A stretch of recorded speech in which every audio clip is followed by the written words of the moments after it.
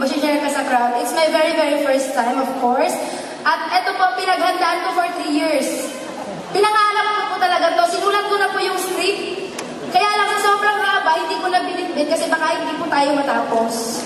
So, share ko lang po sa inyo yung konting story ng buhay ko. Ayan, yun po lang ako ng bata ko. Ipinanganak po ako mahirap. So, yung talagang totoong mahirap na yung tipong kakain ka na lang, ipapakain mo pa sa mga kapatid mo. Yung tipong kailangan mabusog muna sila bago ikaw.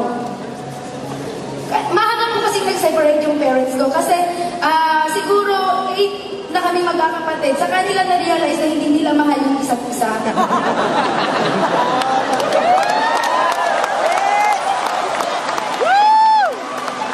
Tapos po, syempre, na-realize nila na hindi nila mahal yung isa't isa. Nagkanya-kanya sila. Yung nanay, nag-asawa ng iba. Yung tatay, nag-asawa ng iba. Syempre, ako po yung naiwan sa gitna. Ako po yung naging ina at ama ng mga kapatid ko, bigla-bigla. Wala pa akong choice, hindi ko po sila pwedeng takbuhan. Kasi mga mahal ko po sila.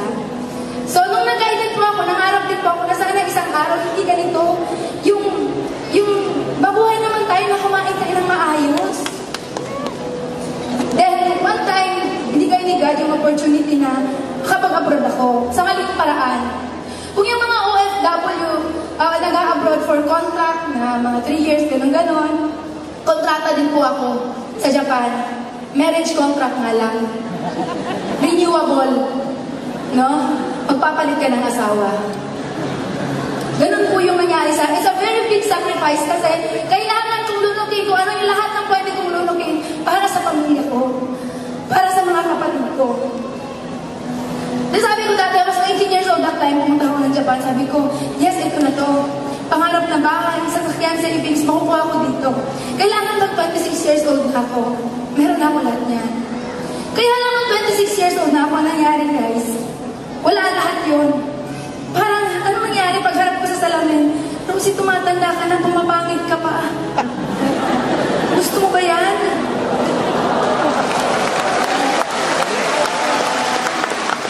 Walang babae na gustong humarap sa salamin. At titingnan yung sarili niya na, grabe, ang pangit-pangit mo. Walang babaeng ganoon.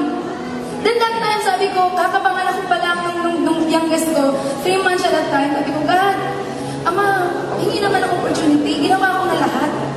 No, kung butas ng parayo yung papasukin, pinasok na lahat dyan. Yung matinong opportunity naman ngayon na pwede makapagbabago ng buhay ko. Kahit ano, God, in-invite ako ng pinsan ko po sa AIM Global. Apply, Melody Salcedo!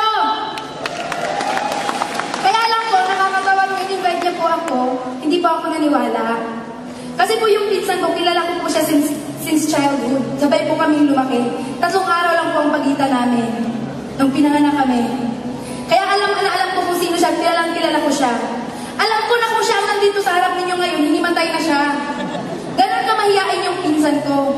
Kaya naniniwala kasi ako dati na ang networking kailangan maingay ka, madaldal ka, machika ka, mabuka ka. Hindi ka yaman kung wala kang ganon. Kaya hindi ako naniwala sa pinsan ko. Pinalagpas ko yung 6 months. Until such time, humingi ako kay Ama na opportunity. Bumalik ulit na yung global pa rin. Pero this time naman, ang nag-invite na sa akin, si Apply Cliff Anthony Santillan, na nagkataon na apply naman ni Melody Salcedo. Yes, nagkabalak ka kay Apply, thank you. Siguro kanina sa mga shares, na-invite sila in person. Sa akin po kasi na-invite ako through online, Facebook. Then that time pa, hindi pa po ako marunong mag-computer. Kasi nung panahon po nang nag-graduate ako ng high school graduate lang po ako. Pero okay lang yun, wala sa pinag-aralan niya, nasa laman ng bulsa yan. High school lang po ako, pero nung nag-start po ako ng Facebook, ganun po, nasa ng X, nasa ng Y. Diba? Kaya sabi ko sa apply ko, paano ko gagawin yung business?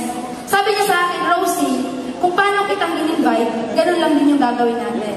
At dun po, nangyari yung whole story, bakit nakuha ko yung first million ko sa AIM Global. Diba? Sa Japan, lagi sinasabi nung ginagawa ko yung network sa Japan, maraming mga 40 years na sa Japan, 30 years, 20 years na sabi, Rosie, tulungan mo ako.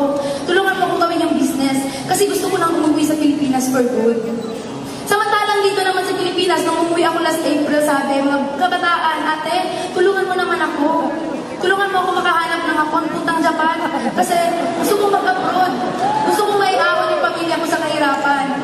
Isipin niyo yun, Pilipinas, Japan, yung mga nandun gusto kong umuwi sa Pilipinas, yung mga nasa Pilipinas gusto kong umuwi doon. Parehong reason, gustong maiahon sa kahirapan at gustong maiahon yung pamilya sa kahirapan, makasama yung mga mahal sa buhay.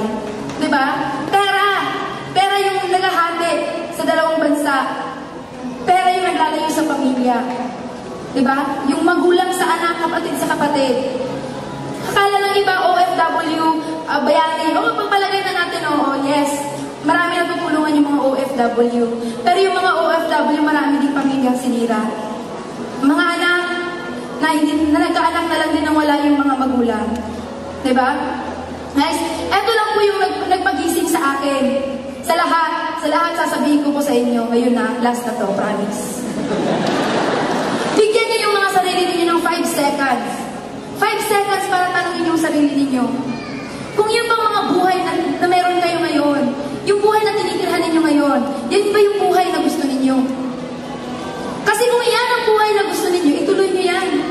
Walang problema dyan. Diba? Pero kung hindi yan yung buhay na gusto ninyo, baguhin ninyo. Yun ang ginawa ko. Iniwan ko po yung Japan. Last April, umuwi na po ako dito for good. Diba? Dati po yung bahay namin, kubo, na kapag umuulan, hindi mo na kailangan ng balde. Tayo ka na lang talaga. Kasi wala ka lang mahihigaan. Nung na-Japan pa ako, nagbago naman siya ng konti lang. Pero ganun pa rin. Pero nag-aim global na po ako. Binili ko po yung bahay namin ngayon ng mga anak ko dyan sa Davao, worth 4 million. Then last Wednesday lang po.